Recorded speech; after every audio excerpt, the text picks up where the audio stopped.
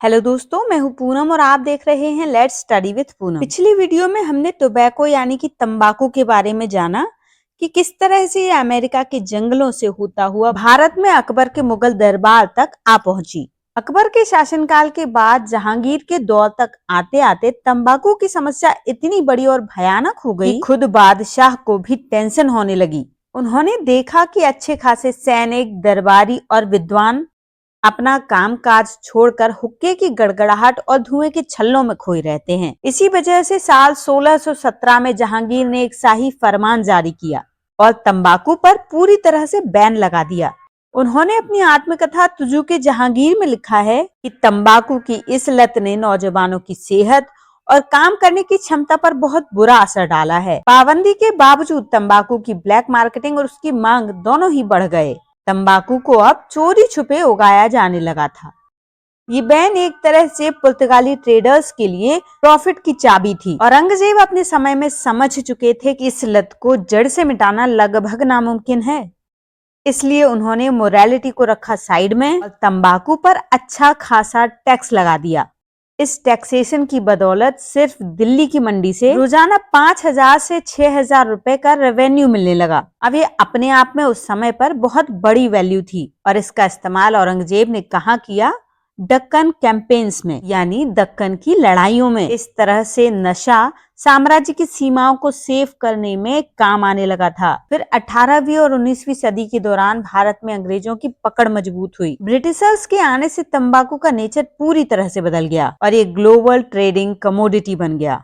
और British east India company ने इसे कैश क्रॉप की तरह देखा, जो कपास, रेशम और नील की तरह ही अच्छा खासा प्रॉफिट भी दे सकती थी। फिर इसके लिए उन्होंने इंडियन एग्रीकल्चर को पूरी तरह से बदल दिया और फार्मर्स को मजबूर किया कि वो अनाज ना उगाएं बल्कि तंबाकू उगाएं। यही नहीं, बल्कि तंबाकू की क्वालिटी को अच्छा करने के लिए उन्होंने अमेरिका और ब्राजील से नए नए बीज भी मंगवाए और गुजरात के खेड़ा, बिहार की उपजाऊ जमीन और आंध्र के कोरमंडल तट की जमीनें अब अनाज की जगह केवल तंबाकू उगा रही थीं। हम सबको पता है कि तंबाकू में निकोटीन होता है। इसी निकोटीन के चलते लैंड की फर्टिलिटी भी कमजोर होती गई, यानी फसल अब धीरे धीरे पहले की बजाय कम उगने लगी। लेकिन ईस्ट इंडिया कंपनी की तिजोरियां तेजी से भरती चली गईं। किसानों के लिए ये एक तरह से गोल्डन लीफ थी, लेकिन इसकी कीमत अक्सर उन्हें अकाल के समय पर अनाज की कमी के तौर पर चुकानी पड़ती थी। और इसी बीच एक नया फेज आता है। सन 1899 में एक अकाल पड़ा। इतिहास में इसे छप्पनिया अकाल कहा जाता है। ये ऐसा अकाल था जब सूखे और भूख से बेहाल मजदूरों के हाथ से तंबाकू फिसल गई। तब मोहनलाल और हरगोविंद जैसे कुछ बिजनेसमैन थे जिन्होंने अपना दिमाग लगाया। उन्होंने देखा कि यहाँ के जंगलों में तेंदू के पत्तों की भरमार है। उन्होंने तंबाकू के बारीक टुकड़ों को इन पत्तों में लपेटा और एक धागे से बांध दिया और यहीं से पैदा हुई बीड़ी, जो आज तक चली आ रही है। मजाक में बोलें तो बीड़ी ने तंबाकू को डेमोक्रेटाइज कर दिया, यानी अब सबकी जेब, चाहे वो अमीर हो या गरीब, तंबाकू पहुंच सकती थी, क्योंकि बीड़ी छोटी थी, सस्ती थी और इसे कहीं भी ले जाकर पिया जा सकता था। अब आपको लगेगा कि अकाल के दौरान ये क्यों किया गया, तो इसका रीजन भी अकाल ही था। अकाल के दौरान ये बीड़ी न केवल भूख के एहसास को दबा दिया करती थी, बल्कि थका देने वाली एक जी तोड़ मेहनत के बाद एक छोटा सा ब्रेक भी दिया करती थी। फिर 20वीं सदी की शुरुआत में 1905 में स्वदेशी आंदोलन छिड़ा। इस आंदोलन में जब विदेशी सामानों और फिरंगी सिगरेटों की जब होली जलाई जा रही थी, तब बीड़ी को बहुत चालाकी से स्वदेशी और राष्ट्रवाद चीज के तौर पर पेश किया गया। हिंद माता और पटेल बीड़ी जैसे ब्रांड्स ने देशभक्ति की भावना का जमकर फायदा उठाया और इसे घर घर तक पहुंचा दिया और इस तरह से बीड़ी के साथ तंबाकू भी करोड़ों होठों तक पहुंच गई। लेकिन इसी नेशनलिज्म के चमकते पर्दे के पीछे बेहद डार्क सच्चाई भी छिपी हुई थी। बीड़ी बनाने वाली करोड़ों महिलाओं और मासूम बच्चों का शोषण, जो आज भी बीड़ी बेल्ट में महिलाएं 14-14 घंटे बैठकर बीड़ी बनाती हैं। ये काम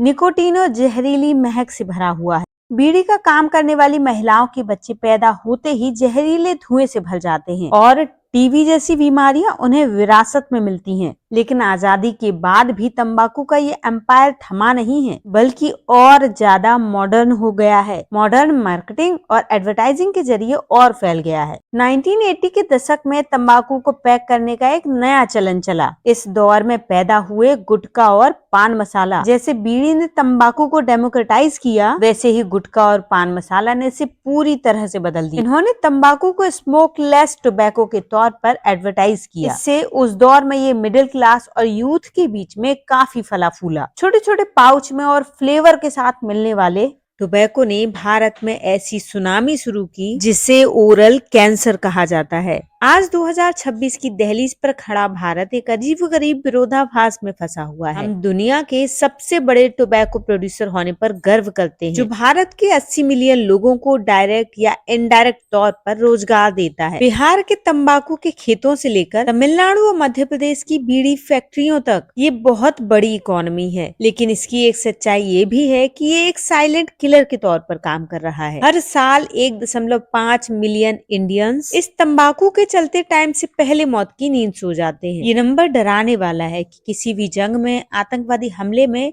या हाल में फैली किसी भी महामारी में जितने भी लोग मारे गए हैं, उससे कहीं ज्यादा लोग तंबाकू से मारे जाते हैं। तंबाकू की वजह से कैंसर, हार्ट डिसीज और स्ट्रोक के इलाज पर हर साल इंडियन गवर्नमेंट और आम लोग 1.77 लाख करोड़ रुपए खर्च करते हैं। ये अमाउंट हमारे टोटल हेल्थ बजट का एक बहुत बड़ा हिस्सा है। यानी हम जितना रेवेन्यू तंबाकू से कमाते नहीं हैं, उससे ज्यादा, कहीं ज्यादा इसकी वजह से होने वाली बर्बादी को रोकने में गवा देते हैं। ये एक ऐसा घाटे का सौदा है जिसे हम सदियों से करते आ रहे हैं। तंबाकू का ये डार्क ट्रुथ सिर्फ आंकड़ों की फाइल्स में नहीं है, बल्कि उन लाखों टूटे हुए परिवारों की खामोशी और सिसकियों में है, जिन्होंने अपने घर के करीबी रिश्तेदारों और घर के कमाऊ सदस्य को सिर्फ एक लत की वजह से खो दिया। इस तरह से दोस्तों, तंबाकू की कहानी बताती है कि कॉर्पोरेट मुनाफा और व्यापारिक रेवेन्यू कभी भी इंसान की जान या उसकी हेल्थ से बड़ा नहीं हो सकता। जो पौधा करीब 400 साल पहले एक मेडिसिन और एक गेस्ट बनकर हमारे देश में आया था, वो आज हमारे घर का मालिक बनकर धीरे धीरे हमें ही जलाकर राख कर रहा है। तो ये थी कहानी तंबाकू के इतिहास की। आज के वीडियो में हमने तंबाकू के बारे में जाना कि कैसे तंबाकू अकबर के शासन काल में भारत आई और कैसे इसने भारत की युवा पीढ़ी को धीरे धीरे निगलना शुरू कर दिया। तंबाकू की लत ने एक तरफ तो एक बड़ा व्यापार खड़ा कर दिया और दूसरी तरफ न जाने कितनों के घर उजाड़ दिए। भारत में सबसे पहले इसके साक्ष्य अकबर के शासन काल में ही मिलते हैं। सबसे पहले पुर्तगाली व्यापारियों ने ही अकबर के दरबार में तंबाकू को पेश किया था और मुगल बादशाह औरंगजेब के शासनकाल में तो ये आय के प्रमुख साधनों में से एक बन गया था।